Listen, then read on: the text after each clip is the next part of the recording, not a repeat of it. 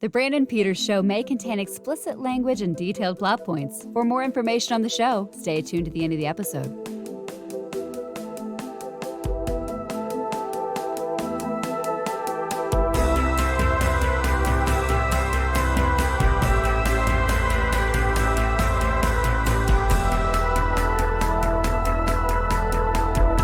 And now, here he is, Brandon.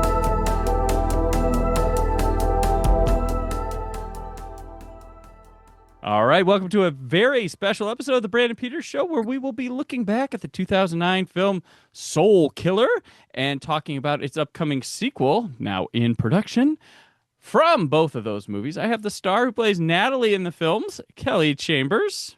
Hello. Hello. Hello. Hi. And the writer and director, Bob Canode.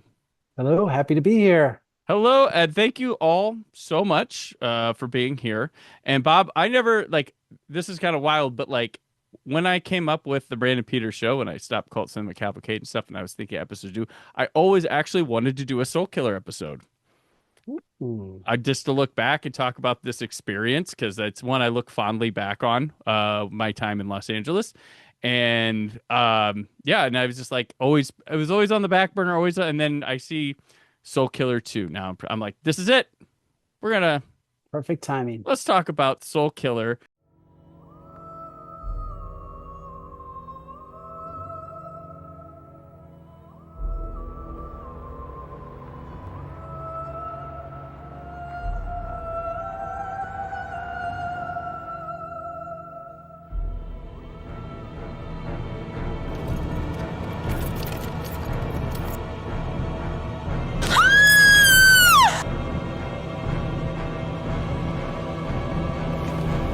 Over here. What is it? Sergio and I found her dead. Not a mark on her, no drugs in her system.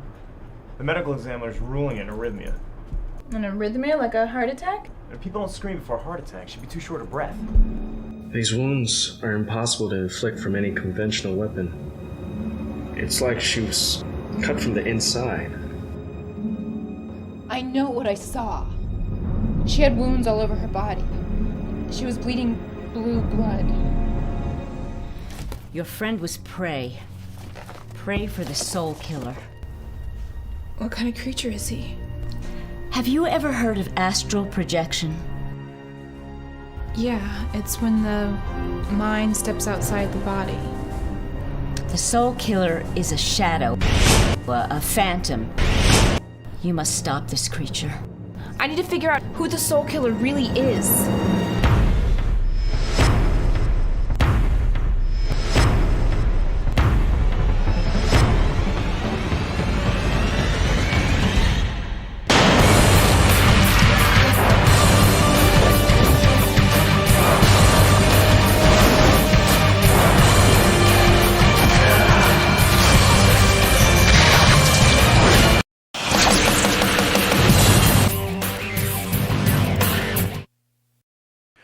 Which you wrote and directed, stars Kelly and also Matt. Is it Shevin? Yep. Shevin, Erica Dawn Smith, Kathleen Newell, Cherish Hamitov, Stefan Kolmus, and Barbara Goodson. Bob, and Nathan Nolan. Nathan Nolan. Do you want to give a little synopsis of what the original Soul Killer was about?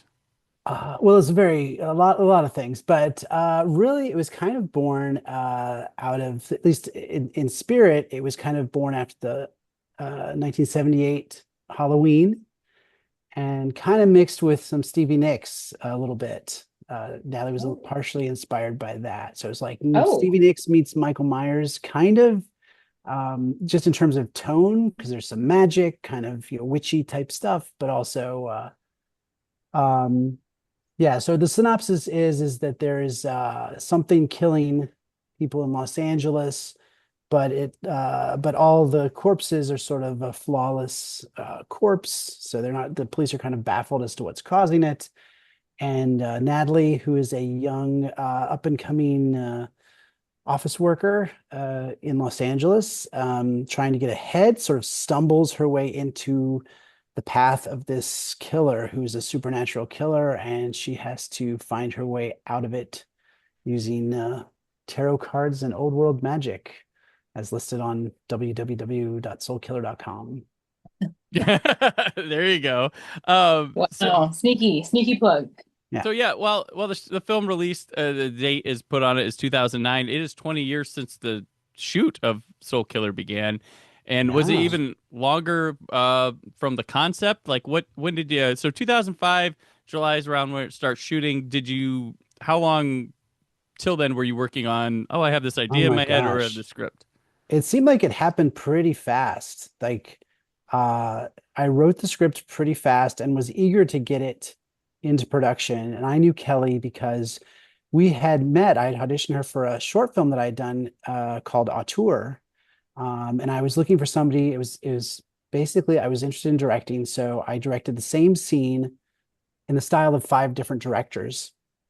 So I was looking for somebody who was versatile, who could play comedy and play drama and play, action. And so I auditioned a bunch of people, and Kelly was definitely the best person. It was between a man and a woman, and Kelly auditioned, and I thought she was great. And I cast her in that, and we had directed it. And so when I was writing this, I was writing it for her in mind for the lead role. And I think we got together, and I think you were about to move to New York, maybe at some point in there. I moved to New York in 2008, so I'm very bad at years, so I have Okay. no idea. But then I think, yeah, we must have, we definitely finished then before you moved to New York. But I remember we met and you were interested, and then I wanted to move to New York for like 7 years, so I was maybe probably that was it. You were like, gearing I'm up gonna for move. the big day when I'm like, Yeah, I'm gonna yeah. move to New York with $50. Who cares if I'm 30? Yeah. And so, I put it together pretty fast. And originally, I was planning to just shoot a trailer, and we filmed this Soul Killer over like 6 different shoots over the course of 2 years. And so the first shoot went so well. The first scene we shot was in the parking garage, and then some of it in my apartment. And the parking garage scene was so good because it's such a dynamic space. There's like pipes on the ceiling. There's, rows of cars. There's a lot of perspective. And it turned out so well. I was like, oh, we got to try to make this. Maybe we can make it on our own. And that's what we ended up doing. We just kind of took it weekend by weekend, and we would shoot, and then I would raise money to do the next one, or save money to do the next one, and then do the next weekend. And I would cut all the sequences together, see what we still needed for certain sequences, and then just kept going until we were done. Now, writing it for Kelly, the character of Natalie is, tarot reader and astral projection, and you're into tarot and studying astrology. Did that go into it then, or is that something that came out of the movie after? No, I was pretty interested in the occult, and I was definitely had been studying astrology, probably interested in tarot cards. I don't think I started reading professionally until I went to New York, and it kind of I started doing some events there and becoming more of a professional astrologer. But I was definitely always interested. But it is funny that it did kind of predate me as a tarot reader, so that's a little art imitating life, so that was pretty spot on. And I don't know that you knew that, Bob, right?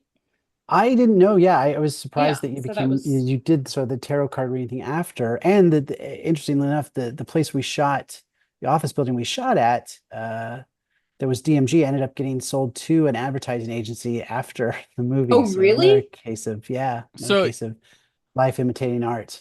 The thing I love about that, which I point out, I have the DVD, which Bob, you sent me this years ago, of Soul Killer. It's a collector's item. It's out of print now. Yeah, there you go.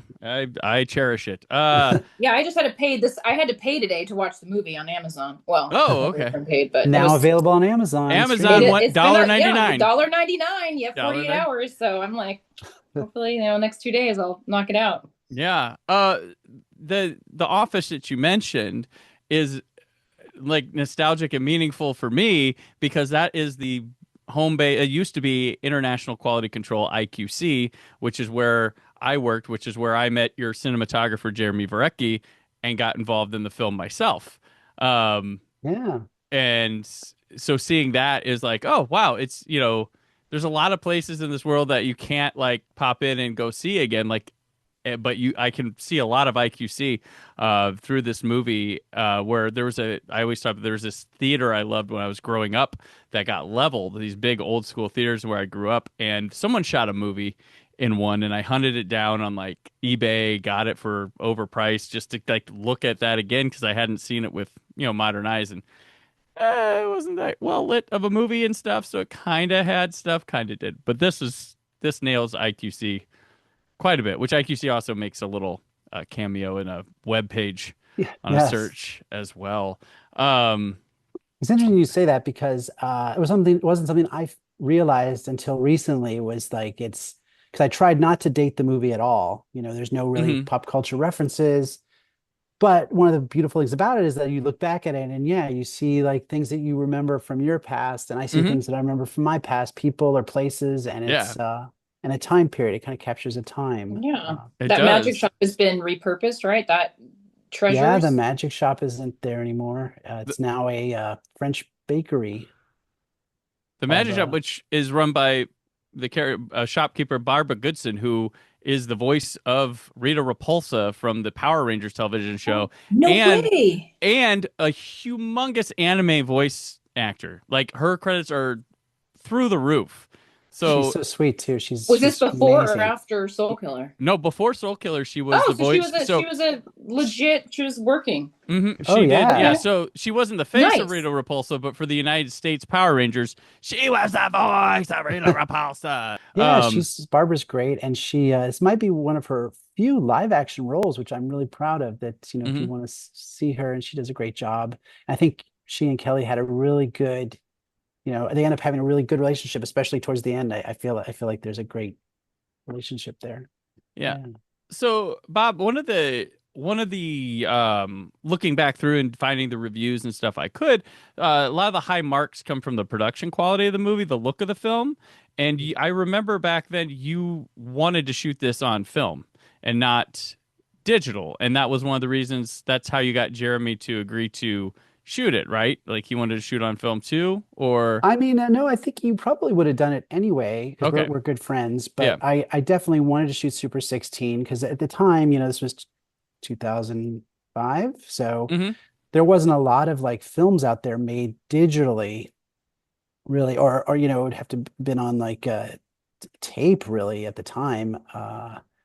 So I think Attack of the Clones had just come out maybe, and that was like the first really big like digital production. And even then, like the digital wasn't as nearly as good as it is today. No, your film's aged better because you shot it on film, because you probably would have shot on some probably like SD camera at the time that would have not been able to. And so it's shot on Super 16, and it was a little bit more challenging that way because you don't know, obviously, when you're shooting film, like, what have you got until you get until the film's developed and transferred, And because of that, it's cost heavy, and you like we discussed, like, this shot over a period of years where it was like, okay, have the money now, let's go shoot. Have the money now, go shoot. Kelly, what's that like for you as a performer to have to play this across years for this? It's not like a TV show, but you're like doing a singular film in that role, like your hair, everything else, just Well, I was brought back when I was watching today. I'm like, oh my gosh, I was wearing a wig. Remember, I think Bob was so upset because I cut my hair, and so we ended up getting hair extensions. Spoiler alert. So that was that was probably the the most frustrating part, at least for the director. But I mean, that's always a strange thing. I mean, I remember thinking that movies. I remember being really disappointed when I learned that movies weren't shot in sequential order. Like, when I was a kid, I'm like, what? They're shooting these scenes out of order. Like, I literally thought it was filmed like the movie, just chronologically over a period of 24 hours. But as far as the performance, I mean, this is something you get used to. You just kind of review where you're at in the script, and I don't know. It's not like I've done like a million movies, so I was like, I guess this is how they do it. So you just do the best you can, and So well, we were talking off air a little bit about this, but like, I was there during the first weekend, and we shot in Bob's apartment, and it was like scene, the Bills scene.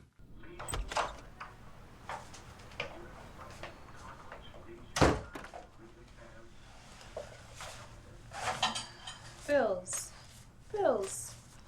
More bills. Yeah, guess what? We got a letter.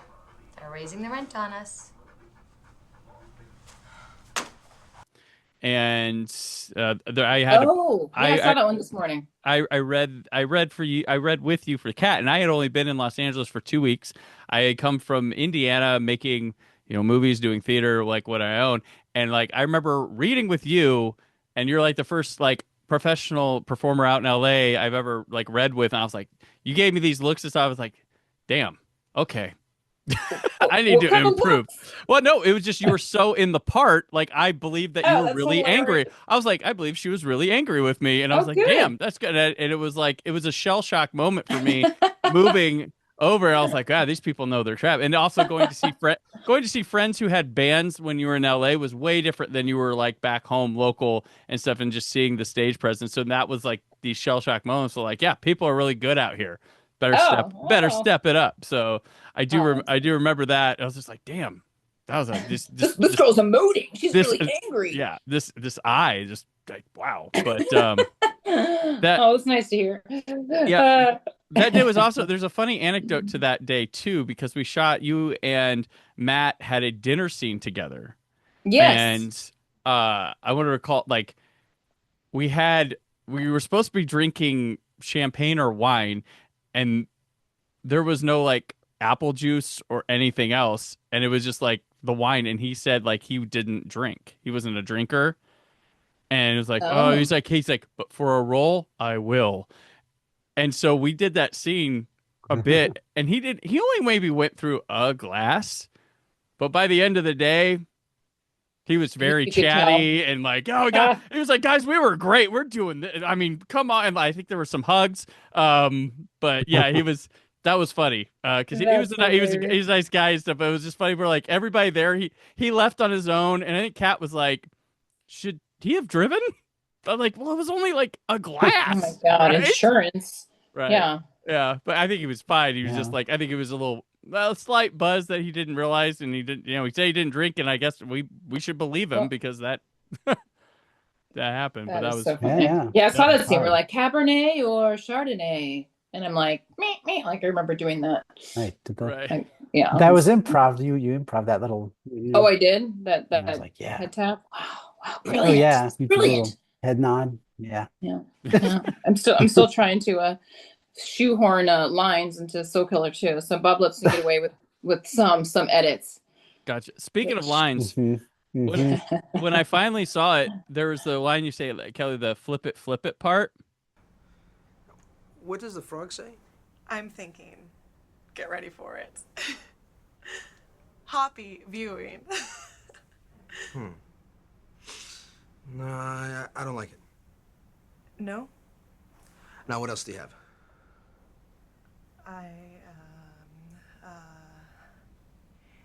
How about flip it?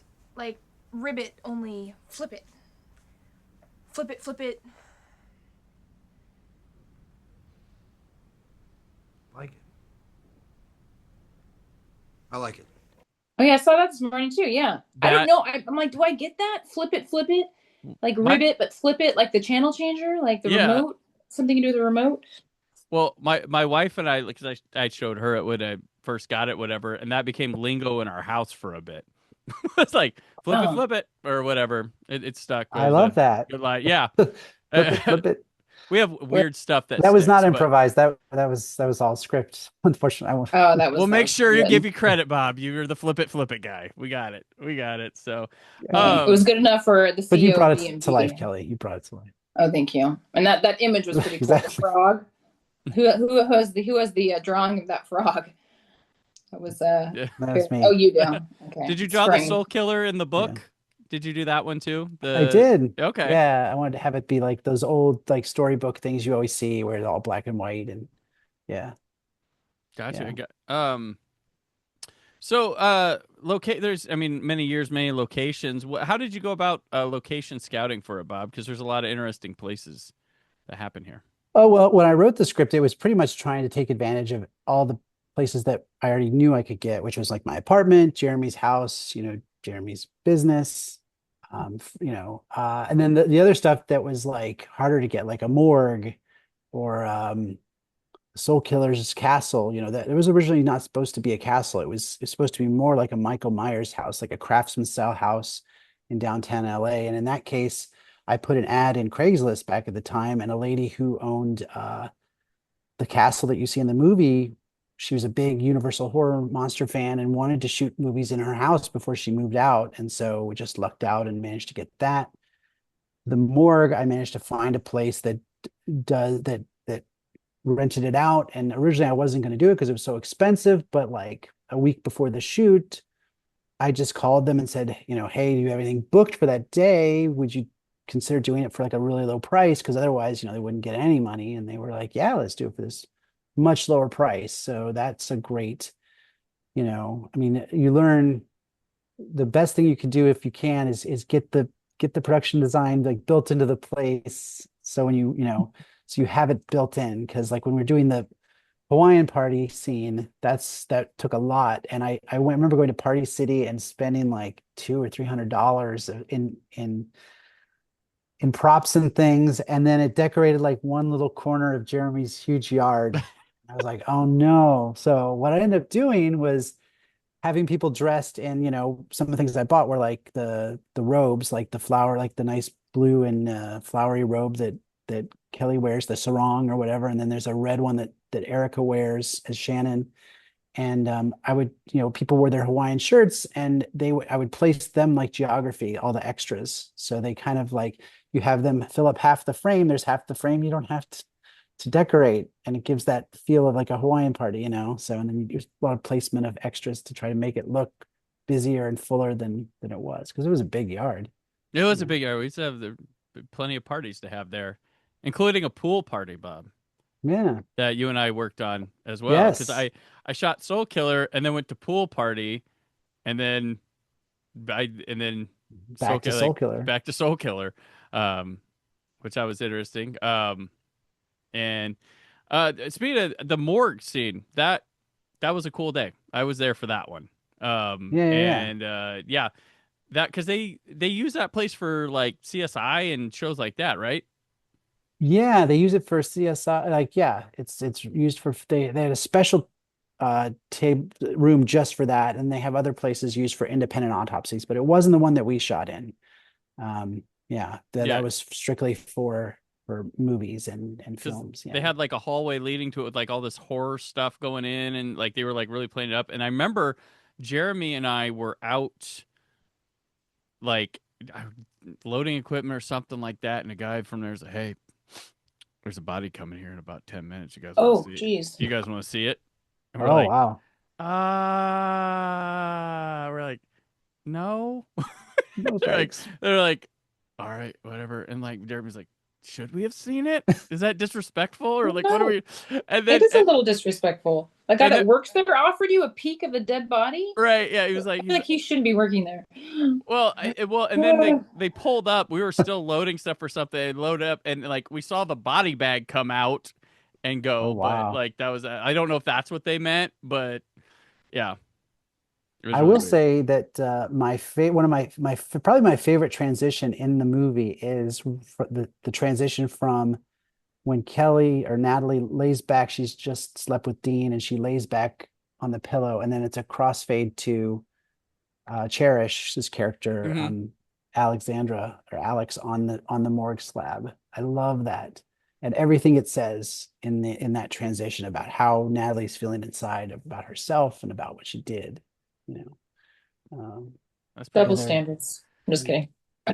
With your cuts, Bob, can you recall, or do you know offhand of any of the cuts? Like, what is the longest distance between like either a scene to scene or a cut in terms of I shot this in 2005 and I shot this in 2007? Like, is there? It's got to be the party scene. I mean, within the similar scene, because it took the longest to shoot. I think we had like the first 3 days we shot. And I was hoping to get it all done in those 3 days, and we took three other days to shoot.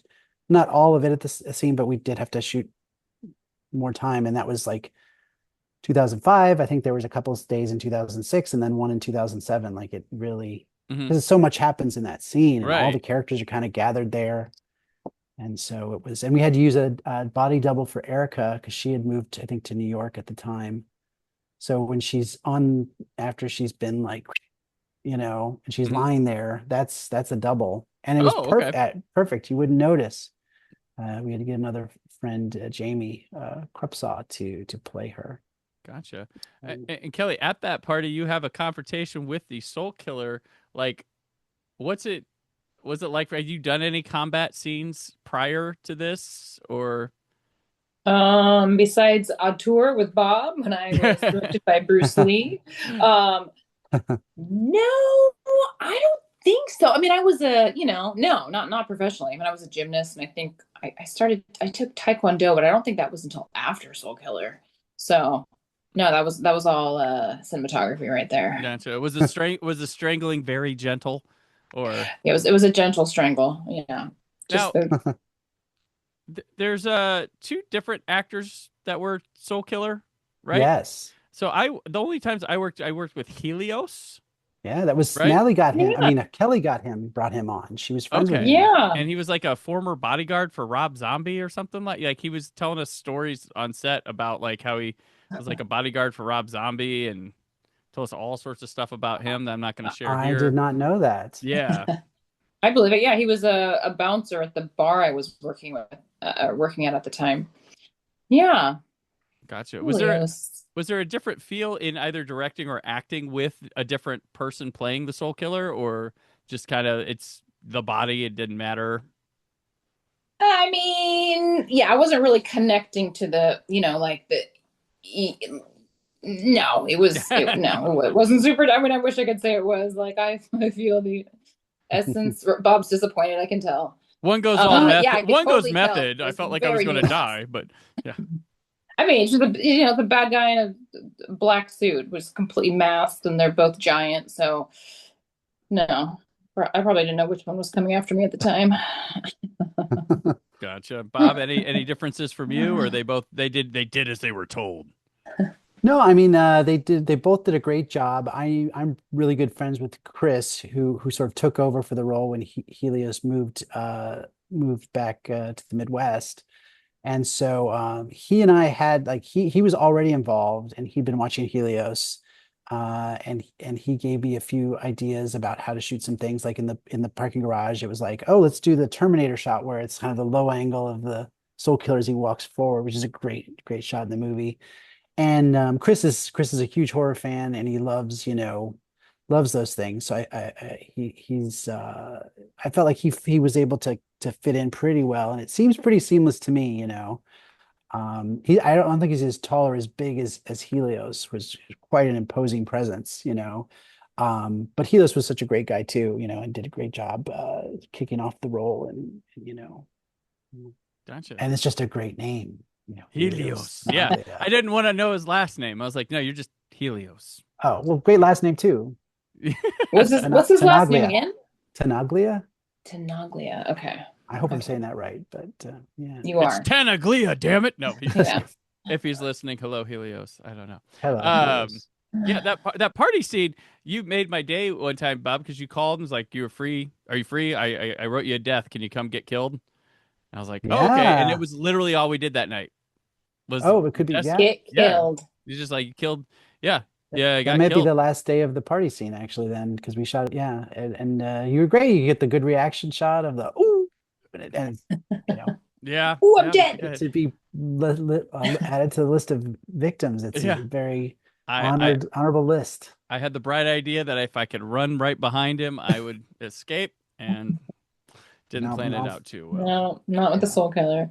Did you move to LA to act? I should know this. But I moved to do the whole circuit of acting, writing, directing. Okay. And, I worked on things like from Soul Killer Pool Party. I did some background acting for bigger films like Rocky Balboa and The Hangover. Nice. But yeah, I really like one thing I learned about myself out there was I just definitely wasn't in the starving artist mold, and I worked at the IQC place that we talked about, which later became absorbed by Testronic, and was working there and doing all that. But then it's funny because I moved to Indianapolis and never imagined I'd be doing better artistically than I was out there. Nutty, but yeah. Like I'm currently an associate producer on a PBS documentary about Doctor Who right now, and Yeah. Don't know that I'd be doing that if I was out in Los Angeles. So Yeah. You take but- away the struggle, and you have a lot of like family. You're from Indiana? Yeah, I grew up in Fort Wayne, but I live in Indianapolis, which I was fearful that when I moved to Indianapolis, it was going to be a bigger Fort Wayne. It is not at all. Yeah. I love my city, my state. I don't know.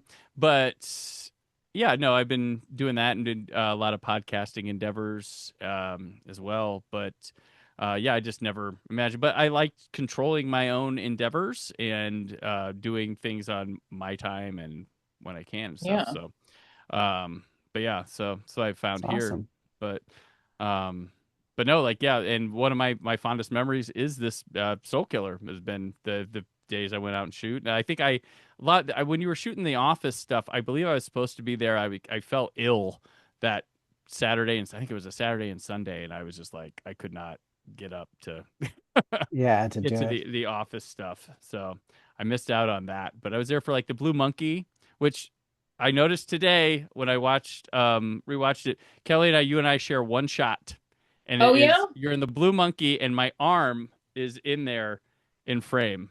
So Well, Is I that hope the- you Look at us. didn't steal the scene. reuniting. Are you Yeah. wearing a Really red shirt in that realistic scene? arm angle. I'm the red Red shirt. I had to turn it inside out. I had a logo. You made me turn it inside out. Okay, yeah. And I had I know the shot. I know the shot. I had some blocking. I don't know if it remained in the movie, but I walked down, turned, and like greeted two people with drinks. Yes, it's when I think it's right before, or I think it might be when Danny Shaw looks over at Kelly doing her little tarot cards. I think you're in Mhm. this side, the left side of frame. I Yeah, and think. Claudine was there. My friend, our friend Claudine. I haven't. I was spoke to her for a bit after I moved, but yeah, she was there, and that was Carrie, Great. And I like her Kat's because sister. she's all over that movie. She's in a couple different. She's like two different people in that scene. One of the things I liked about that was that the Soul Killer, when he first appears, he's sort of corrupting somebody by lighting their cigarette. So he does the one-handed light the match and then lights her cigarette. And, it's just an interesting entrance for him. One of the things you're looking for as a filmmaker always is to give somebody an entrance, that's somewhat memorable. So Yeah, he's a pretty cool guy talking to. Pretty interesting guy. he's when I was such a around. gentleman. Yeah, really nice guy. Are we talking about Stefan? Mm-hmm. Yeah. Yes. Yeah. Any He really likes root beer. Actually, I didn't know this, but apparently they don't sell a lot of root beer in Switzerland. So when he came out here, he wanted to have some root beer, and I was like, that's awesome. Oh, that's like I found out with the Doctor Who documentary I mentioned. British people in Target, they love Target. Ooh. Oh. Yeah, because they don't have a Target in the UK. They don't have stores like that have just everything, just tons of stuff. So they I always go there, wanted they Target buy to be a booze, part they of the buy- Green yeah. Arrow. Green Arrow. Where's Green Arrow from? Is that an East No, I Coast? went. you mean? He's a superhero. Yes. No, he's a Oh. superhero that has to use arrows, and Target would have been the perfect store for him. Gotcha. Kelly, any good relationships you struck up with people acting with in this film that you didn't know before? Or Besides Bob, no, I don't think I've talked to anyone in 20 years. What does that say about me? I mean, I knew Helios. No, I mean, I've kept in touch with Bob over the years because he's so great about keeping in touch and just such a kind human. And we've met for lunch and it wished me happy birthday. And I get your birthday like right every 3 years. March 6th. You're Pisces. Yeah. All I know is you're Pisces. Is it March 6th? Yeah, that's right. the same date as my wedding day. Yeah. Really? Yeah, right. yeah, March 6th. Yeah, Oh, see, Oh. there's a March 6th. Awesome. yeah. See, But yeah, but no, I don't know. fair enough. Fair enough. You did have Matt on your Oh, that's right. That's true. on your Yeah, YouTube Matt, channel, I mean, on he your- actually on your- forgot, on but Nice Matt and was on. Fargo. I did not a podcast, a web series after Soul Killer, and we had Matt Shevin. He came on as a guest. Mhm. So he was on that, and then he wrote that really funny blog called "Inside Your Studio Apartment," to kind of play on the James Lipton inside the actor's studio. So he sort of advertised the web series on his blog, and so yeah. So and it was I remember Bob, you said that we had like beef the first movie, and I have complete. I'm like, I don't remember that. I mean, it's not. I don't think it's a big deal, but yeah, it was great. It's really great seeing everyone. Like everyone's really really kind and but no, I wasn't really emailing much with people. I knew Nathan for a little bit, and then he got killed, so he's not coming back. And I think he's in England, right? Nathan Nolan. Who? Yeah. Last I heard, he was doing something called Mr. Drink and Eat, and Oh, that's right. yeah, tasting a bunch of different foods, and then still acting, I believe, but in British films. And then Erica has moved on. She's been in a lot of she was in The Wrestler and in and I saw her in The Wrestler. Really? I think she's like one of Marissa Tomei's friends. Like, cool. And then she was apparently in The Irishman as an extra, I think. And yeah, still working and as an actress and a Marilyn Monroe impersonator too. Oh, I remember that. Yeah. I was looking up. I saw like Cherish is like this big casting director now. Like she does she like is the casting director for like a lot of reality TV, including like F Boy and F Girl Island. Ooh, what does the F stand for? Yeah. Well, I think fuck. But it's a Nikki Glaser All right, reality easy, Brandon. show. It was rhetorical. Fudge. Yeah. Fudge stands for I remember. Yeah, she's friction. Friction. Stands for frog. Frog. Yes. Flip yeah. it. Yeah. Flip it. That's what it's a callback to Soul Killer for sure. Gotcha. Yeah. Before we move on to talk about Soul Killer 2, let's one last reflection what Soul Killer means this many years back to you. Well, for me, it's huge. I mean, it was the first feature I made, and it's still, I think, a bit of a hidden gem waiting to be discovered by the masses.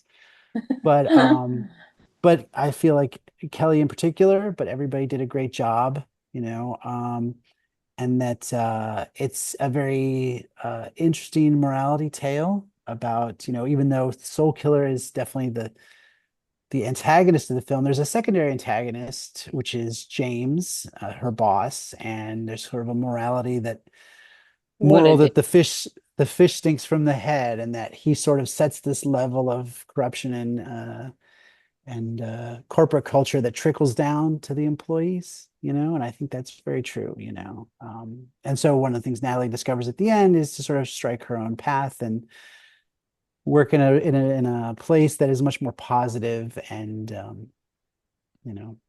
yeah. But I did play the game for a minute. I saw this morning when I came back ready to kill him in like a short business suit. I'm like, all right, easy. Yeah. I woke up determined. I'm like, I'm gonna play by Alex's rules. Yeah. But I think a I'm lot of glad that people didn't feel they have last. to do. Yeah. Yeah. Mhm. Didn't pay. No. Gotcha. Yeah, and if you want to watch Soul Killer, it's $1.99 on Amazon. $1.99, 48 hours. Yeah. Best. It's like no better deal out there. I was actually usually $3.99, but if it's I think the more stars, the more expensive it gets. Yeah. No. No. Well, this is sorry, different stars. I was thinking this is like a 5-star. Oh, you meant like 5 Soul. stars. Yeah, no, you meant yeah. If it sells in bulk so much, it keeps the price down. That's what it is. That's what it is. Because it's big in Japan. There you go. Yeah, it's really big in Japan. Where all has it reached beyond Amazon? Has it been on? It's been on other streamers before. Or? No, it's just Amazon. Yeah, it's like very contained, Yeah, and I kind of trot it out every year for Halloween. I do a little bit of marketing, but it hasn't caught on yet. It's like I said, waiting to be discovered, hidden gem from the mid 2000s. And hopefully, being on this podcast, a new audience will discover it and enjoy it. Yeah, make it happen, Brandon. Come on. I'm working on it. I'm working on it. I died for that movie. I'm working on it. He already died. I What more do you died want? for this movie. So Soul Killer 2, it's really a thing. I saw a picture of you many moons ago with the script picture. It said Yeah. like call variety. I was like, oh, is this really happening? And then I think it was a picture of Kelly being like this, and I was like, oh wait, hold on. So this has really been, you are currently shooting Soul Killer 2. Yeah, originally it was trying to get all four to come back, and I really wanted to do, I don't post enough on the Facebook site, but I originally wanted to do like this sort of, Kelly doing it, and then try to unobtrusively have Kat doing it, and then Matt, and then and then sort of string it all together. So you're like, oh, what does that all mean? Is it, and it's all, they're all doing two, Mm-hmm. but I just did it all as one, and kind of didn't say anything, so to kind of get it people chatting, and then. Yeah, and then we just started shooting, and can't say too much about it really, but kind of the overarching, the theme, or to sum it up, it's sort of the soulmates meet the soul killer, at the end of the first movie, Kelly and Matt to get together, and so obviously they're in love, and so this is sort of exploring that. I like the idea of soulmates, and what happens, what could come between How them. many years later is it? Pardon me for interrupting. Like, what is Well, the delay between in the the first? Like, I timeline, mean, I like should know that, but is it a couple years? Is it 20? It's not 20 you mean years, is it? Is it supposed to be no, 20 I've years? kind of been Because we're still vague on dating. I mean, that. I'm sure it's I was thinking somewhere between 7 to 10. I never really kind of okay. spell that out, but yeah, The 7 to 10. Soul Killer world is out of time, right? It's just kind of. That's right. It's It's not just a city. it's on soul killer time. It's on Yeah. spiritual time. Yeah. Right. Thank God he had actors that aged really well. Exactly. Has Kat's So- character of Hope fulfilled her prophecy, and she a nun in this one now, or is she Still very religious, Still but very- but we pick up where, yeah, you'll see all will Gotcha. be revealed. But Very yeah, cool. yeah. She still wears a cross and shames me for premarital sex. So Oh, that clears it up. There we go. So like, Soul Killer 1, you mentioned you wanted a like 70s, early 80s look to it, the aesthetic. Do you have a new aesthetic you're looking for in Soul Killer 2, or are you trying to keep that feel? No, no. In terms of yeah, I wasn't really going for the 70s look. I think the fact that we shot on Super 16 and it's kind of low budget kind of gives it that a little bit of that flavor. No, this one is being shot digitally, not on Super 16, not on film. And not particularly going for this the vibe is sort of similar, but it's kind of finding its own vibe. The one thing I'm kind of going for is North Hollywood. One of the things I was thinking about on this one is trying to capture a bit of that vibe. It's such an interesting environment. I think I can reveal here, not too much, but I can say we shot at No Bar. Oh, wow. That was down the street from my first So apartment. I don't know if you ever went there when I when you were did a here. lot. I did a lot. Yeah. The So you'll see that, it may have changed a little bit since you went there, but yeah, we shot there for a day. So still something open. to look forward to. It's still open. The guy, his name was Chad Danella. He was the first kid that died in Final Destination. He got strung up in the shower. He was a bar back there when I went to No Bar. Oh, wow. Yeah. Oh, nice. Yeah, he was. Yeah, and he ended up being the lead in Saw 7 years later, at some point. But nice. yeah, No Bar. That's super cool. Yeah, you're the first Soul Killer definitely has a very unique LA compared to a lot of other movies, and it feels like sort of like real LA too, with some of the scenes where you're out in the streets and it's like neighborhood looking. That's more true to life than what a lot of people try to portray. Yeah, and we're trying to lean into that. Like, one of the good things about being like sort of boots on the ground is, and like, this is not my actual apartment. It's leaning into the fact that we're low budget, but this is how people live, and I feel like we have some insight into like how regular people live in LA. So we don't all live in a Pottery Barn, Oh my houses. gosh, every single movie and TV show, we're like, how you're never working? How do you afford? Like, do you know how much that apartment would cost? Yeah. Yeah. So Meanwhile. Yeah, so that's one of the, I think the advantages and one of the cool things about it is, like you say, we're maybe a little bit more real, or So so gritty. Yeah. gritty. Yeah. We're the Yeah. streets. I was actually offering Bob. I'm like, you still want me to drive a Honda Accord? I mean, like, can I? I've been She will be slaving driving a away. Honda Accord, but not the I own a same magic one. shop, and I'm still driving. But it's not the same Honda Accord. I think you got a new car. It's a new one. Yeah, new Honda Okay, Accord. it's not the 1989 like Civic. It Like was we're talking. it was 90. It was a 99 Honda Accord. All right. Well, 89, 99 is all the same. Yeah. Okay. I'm glad I got a bit of an upgrade.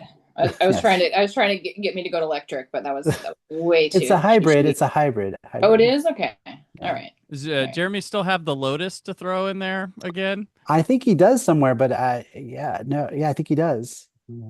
But we haven't thrown it in. You know, that was Alexandra's car. So That's true, but she could see a Lotus have a flashback.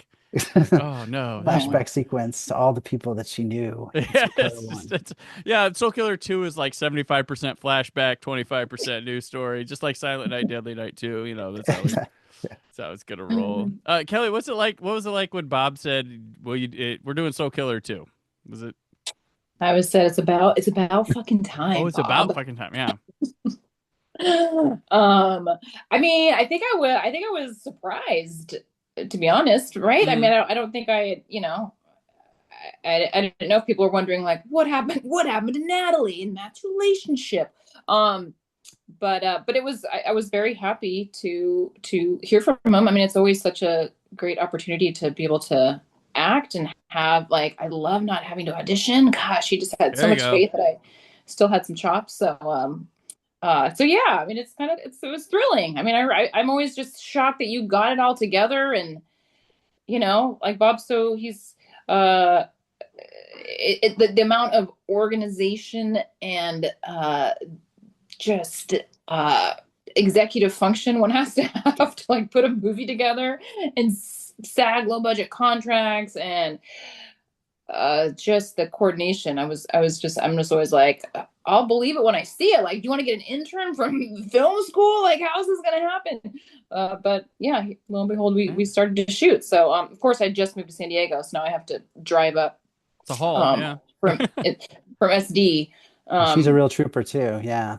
Making the drive. I gave myself exactly 2 hours and 15 minutes. I'm like, oh yeah, you can't do that. What am I thinking? But yeah, it was welcome news. Yeah. Gotcha. Happy to shoot. Yeah.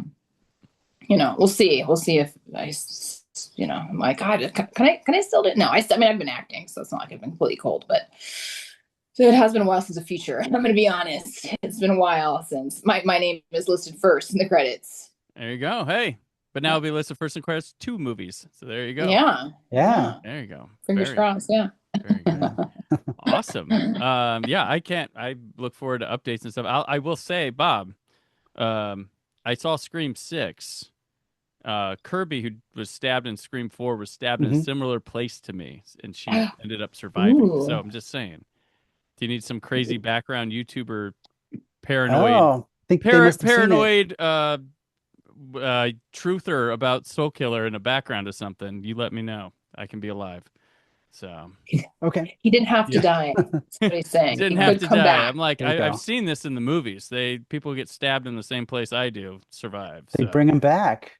Yeah, bring back the who? Oh yeah, what? that's true. Yeah. Is that what this podcast is all about, Brandon? You're like, yeah, maybe I could stage this it. is your pitch. You're like, actually, the lower spleen is not a fatal stab. It's like so Natalie's looking at a computer watching YouTuber like conspiracy theory videos about the Soul Killer, and there's this guy. No. Where'd that guy go? That's what I do. The documentary shoot, like we had Sylvester McCoy in, and I had to have him sign the waiver or whatever and everything, and I was like, and he like signs his whatever they call it, I've got NDA. NDA. Well, that I prove of myself being in this film, and I was like, and that's how I get your autograph for free. I set up this whole this documentary thing, get the lighting, equipment, these guys act. And he's like, you could have just asked. You could have just asked. That's fun. So, very funny. But yeah, no matter what, I look forward to Soul Killer 2. It's going to be great. Do you have a release date set, or just when it's done, it's done? When it's done, it's done. Yeah, we're just shooting, and we're just going to keep going until we put one foot in front of the other, and just till we're done. Yeah. All right. Yeah. And this one we are packing it in more quickly, right? You're doing more scenes per hour, right? Isn't the density of the actual doing shooting it faster? Yeah, this time. Is digital making it much take 2 faster for years. you this time, or? It is, yeah, because once we've shot it, it goes right in the computer. I don't have to take it into the lab and developing and then to telecine, so it's right there, which is very helpful, Very cool. Yeah. Very cool. All right. Well, that'll wrap it. I appreciate you both coming on. This has been a lot of fun to reminisce about this little lovely movie that means a lot to us. But until we get to Soul Killer 2, where can we keep up with you, Kelly? Start with you. Where can you keep up with me? I mean, I post some astrology at Astrodaughter, and then I perform at the National Comedy Theater in San Diego. If you ever want to come to a house show on a Thursday night, and I think that's You can otherwise contact Bob. I have no when Soul Killer 2 now. All right, Bob, where can people find you at? Well, there's soulkiller.com, which is, doesn't get updated much, but we do have like a blog on there that occasionally I'll post a picture or something or a little diatribe. And then there's the Facebook page for Soul Killer as well, which is on Facebook. That's about it, for the updates, And so my listeners know, because they're a bunch of physical media addicts, you've been in home video for a long time. You're one of their heroes because the work you do in home video. So. That's my day job. Yep. Yeah. You got to just keep it funded somehow. So there you go. Awesome. You got to pay for that apartment background somehow. Yeah. Exactly. That grand piano's not Getty Image doesn't pay for itself. So yeah. Very cool. All right. Well, I'm on the socials at Brandon4KUHD. Please subscribe to my YouTube channel for my 4K Blu-ray DVD reviews. The book Fantastic, a celebration of fans discovering Doctor Who, which I have penned an essay in, is now available everywhere from Zeppo Publishing. Wednesday on the show, Prez Maxon joins us for our traditional Hollywood episode this year. It's 1984's TV movie, The Night They Saved Christmas. Until then, everybody stay film positive.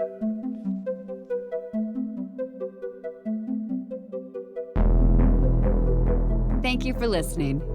The Brandon Peters Show is a Creative Zombie Studios production. Produced by Brad Shoemaker and Brandon Peters. Written and edited by Brandon Peters.